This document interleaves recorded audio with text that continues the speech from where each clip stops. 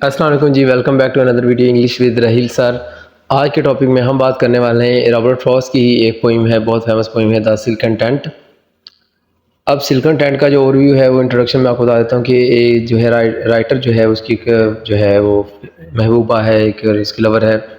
उसका रिलेशनशिप था Robert Frost के साथ, तो वो इसके साथ बड़ी देर तक जुड़ी रही, बड़ी जो है फेथफुली वफ़ादारी के साथ। तो शायर उसको ट्रिब्यूट दे रहा है कि वो कितनी इसके साथ लॉयल थी, कैसे कैसे मुश्किलात में उसने साथ दिया। तो यहाँ पे वो एक जो है खैमे का नक्शा दे रहा है कि एक खैमा है, वो वीरान किसी जगह पे खड़ा है, ठीक है। हवा जो है उसकी रस्सियों को जो नीचे बांधी हुई हैं लकड़ी की जो है नोकें वगैरह बना के, तो वो हवा के दोष पे वो उड़ रही हैं। खैमा जो है वो बड़ा मूव कर रहा है, उसके बड़े भी अप्स एंड डाउन्स आ रहे हैं, बट वो क्या है कि ज़मीन के साथ अटैच है अपनी लॉयल्टी के साथ।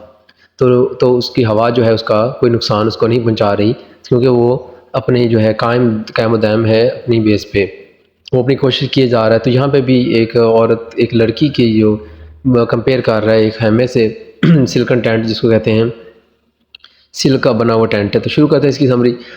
The silken tent by Robert Frost is beautiful love poem that road first about his relationship with के मॉरिसन। के मॉरिसन यहाँ पे एक मैरिड वुमेन है जिसका रिलेशन था रॉबर्ट फ्रॉस्ट के साथ। The poem use an extended metaphor to compare Morrison to a tent. अब यहाँ पे मॉरिसन लड़की को एक टेंट के साथ कंपेयर कर रहे हैं। यहाँ पे एक मेटाफर यूज़ हुआ है, लिविंग चीज़ को नॉन लिविंग चीज़ का कंपेयर किया है। The tent moves in the wind freely but it's still held down by few ties. अब यहाँ पे हवा जो है वो बड़ी देर से उसको मूव करवा रही है, वो झूल रहा है, बट क्या है कि टाइज डाउन है वो ज़मीन के साथ, तो इसलिए वो ऊपर नहीं उड़ रहा।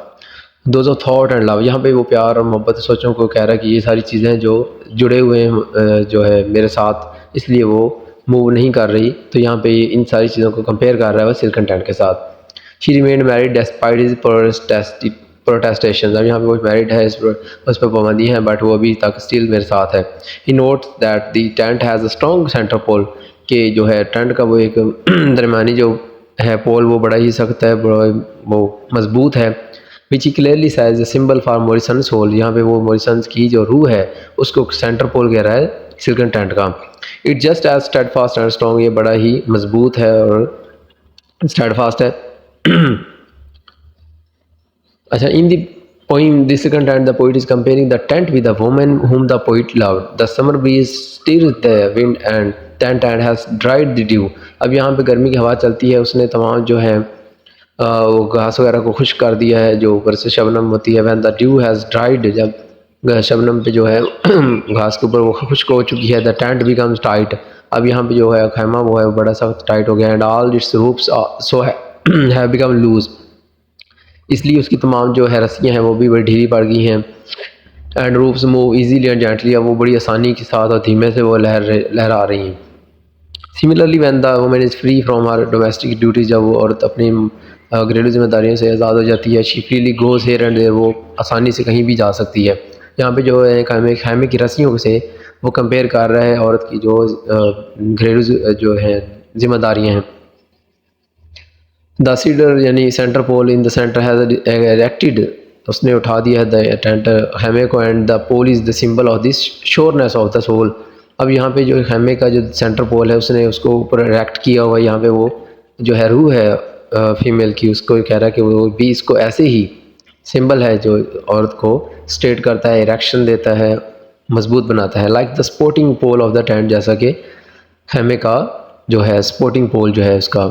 हर सोल इज़ रिलायबल, उसकी जो रूह है वो reliable as the tent is tied with many ropes, जैसा कि टेंट को कई रस्सियों से बांधा हुआ है। She is also bound with ties, वो भी कई रस्सियों से बांधी हुई ऑफ लव एंड थॉट, मोहब्बत और सोचों से। As summer air makes the tent feel that it is bond, so her marriage also reminds her that she is bond to someone.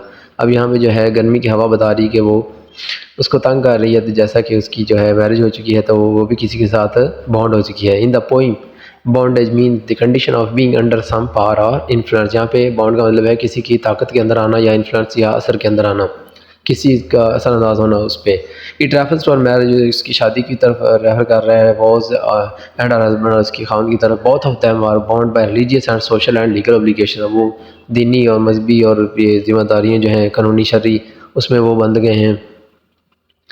The Silken Tent is a love poem for Frost. A route for Morrison is vividly sensual and suggests how she balanced her love obligation. A seamless one sentence sonnet, the poem embodies Morrison as in a field of silken tent, which is stirred by summer breeze and sways bound not by single chord but loosely simply signify Morrison's generally rich engagement with the world. It may also represent her involvement in numerous love affairs, the cap- capriciousness of summer air, her cheerful promiscuity, the slightest bondage, her apparently unconfined marriage.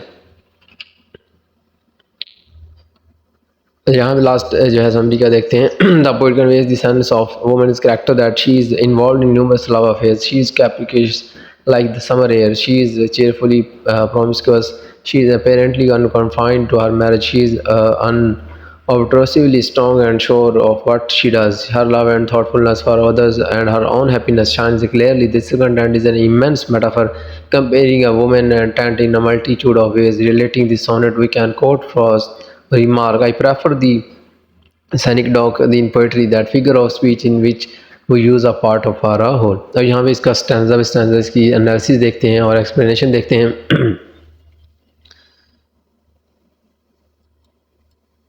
और जो पहली जो है वो 10 लाइनें देखते हैं। She is as in a field of silken tent at midday when the sunny summer breeze has dried the dew and all its ropes relent so that it guides it gently sways at ease, and its sporting central cedar pole that is its pinnacle to heavenward and signifies the sureness of the soul, seems to owe not to any single chord but strictly held by none, is loosely bound by countless silken ties of love and thought. अब यहाँ पे जो है इसकी explanation देखते हैं। In the first lines of Silken Tent, speaker begins by noting that she, an unknown woman, who is the subject of the poem, is as in a field a silken tent. वो एक silken tent की तरह है, एक unknown woman वो नाम ले रहा है। He describes the tent which is he's comparing to the woman as swaying in the breeze when the weight of the dew relents. It sways at ease. This wonderful image is quite evocative. It's an interesting one to consider when one is trying to relate the natural imagery to the she referenced in the first line.